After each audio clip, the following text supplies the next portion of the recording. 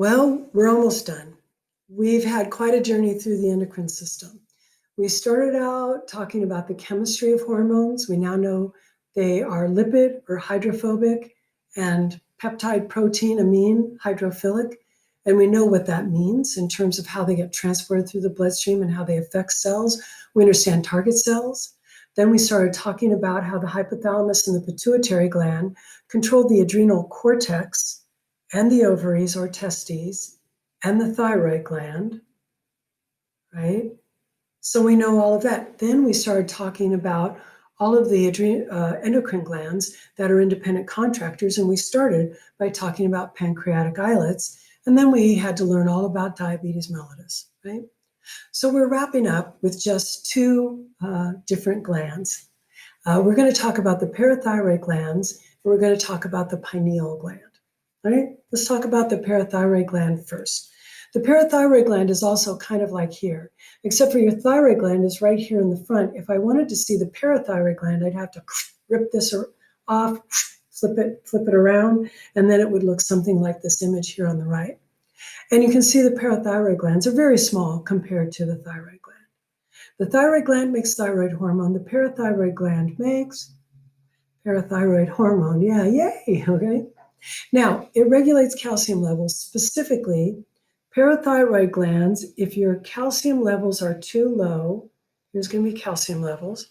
If your calcium levels are too low, oh no, they're too low, the addition of parathyroid hormone will make them go up into the normal range. Okay? Now, I want to say something about homeostasis. At the beginning of the class, I told you that concept of homeostasis, those negative feedback loops, that even, not only is it an important physiology concept, but by mastering that way of thinking, you will minimize the amount of memorizing you need to do. And here is a good example. If you memorize that the parathyroid glands make parathyroid hormone, okay, you don't have to memorize that, but that parathyroid hormone will make calcium levels go up.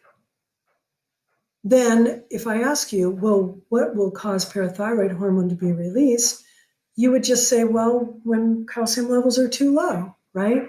Once you master the idea of homeostasis, then some of these things just makes sense, right? If insulin makes your blood sugar levels go down, then when is insulin released?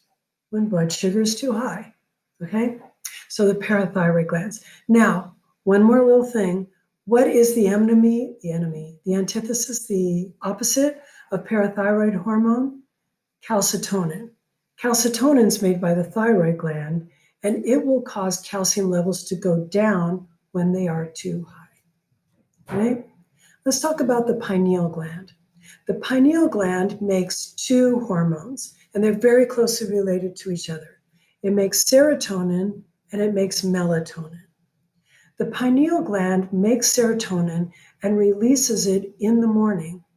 And an exuberant release of serotonin first thing in the morning is one of the things that makes people, those kind of people that wake up happy and leap out of bed in the morning. If you're one of those people, I am so jealous because that is so not me.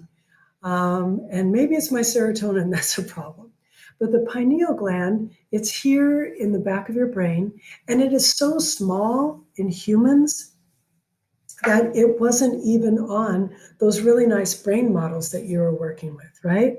And it's like, come on, how hard is it just to throw in a pineal gland on those brain models? But they don't have it there.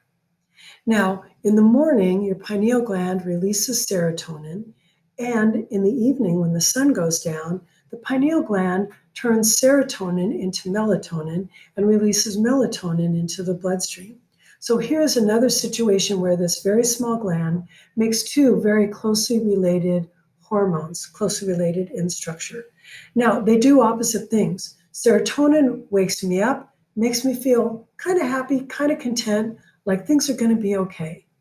Melatonin makes me sleepy and also makes me feel like not doing anything, like crawling in bed and just laying down. That's what melatonin makes me feel like. Now, you may wonder, how does my pineal gland know whether it's daytime or nighttime? And the way it knows is by light. Now, you're thinking to yourself, the pineal gland's way down here in your brain. Do you mean the light shines through my brain? No, it does not. So your eyeballs have got in the back of it the retina, right? And the retina has got rods and cones, and they're attached to nerve cells. And most of those nerve cells are going to carry that information back here to the occipital lobe of the brain. I do not know why I'm spelling occipital for you. You know how to spell occipital, okay? And we will process all of that as vision. But there are some rods and cones in your eyes that actually connect here to the pineal gland. So your eyes are not just telling your occipital lobe that there's light around. Your eyes are also responsible for telling the pineal gland that there's light around. And the cells that are responsible for doing this to the pineal gland are particularly sensitive to blue wavelengths of light. They're mostly blue and green cones that are talking to the pineal gland. Yeah, that little factoid will come in a second, right? So the pineal gland, it produces serotonin during the day, converts it to melatonin at night, and then starts over again in the morning. And how it knows day from night is by the amount of light there is around. Now, we believe that the pineal gland is responsible for giving you jet lag if you get jet lag. Lucky you if you fly that much. I don't. Okay? But it also is responsible for something called seasonal affective disorder. So out of all the humans on the planet, about 20% of us will get depressed every winter if we try to live in a latitude that's very far north or very far south. So if you are someone who says, hey, I think I'll move to Alaska, or I'm going to move to Boston, or I'm going to move to Sweden or Iceland or someplace nice like that, okay? There's about a 20% chance that you will get depressed every winter. And we do know that this is related to the pineal gland. With seasonal affective disorder, it's caused by too much melatonin during the daytimes. So it'll make you sleepy, it'll make you irritable, it'll make you depressed, it'll make you feel like there's no point in doing anything. And it also gives you a craving for carbohydrates, which all of this is pretty much me every Christmas, but maybe I'm one of those people, okay? We know it's related to the pineal gland, not just because we can test for the hormone levels, but it responds to phototherapy. So people who get seasonal affective disorder, actually many people who move to those northern climates, they just have bright LED light panel that they sit at their workbench or at their breakfast table, and they shine a really bright light at their faces for a certain number of, I think it's just minutes every day, in order to stimulate their pineal gland to make more serotonin, and it fixes the problem. Now, I told you that the pineal gland was being told that there's light around, particularly by cones that can see blue light. And that has everything to do with these, or if I had a tablet, I would show you. You probably know, if you don't, let me be the first to tell you that your phones and your tablets, they have got a way that you can set them so that automatically at a certain time every evening, the amount of blue light that's being displayed by your tablet goes way down. So it lowers the amount of blue light. And it also lowers the light intensity overall.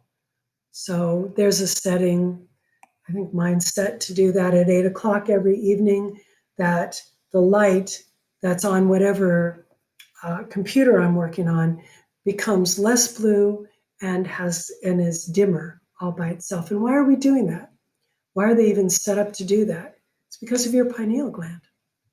When we take away the blue light and we decrease the light intensity, we tell the pineal gland that the sun is going down, so your pineal gland can start making melatonin out of serotonin.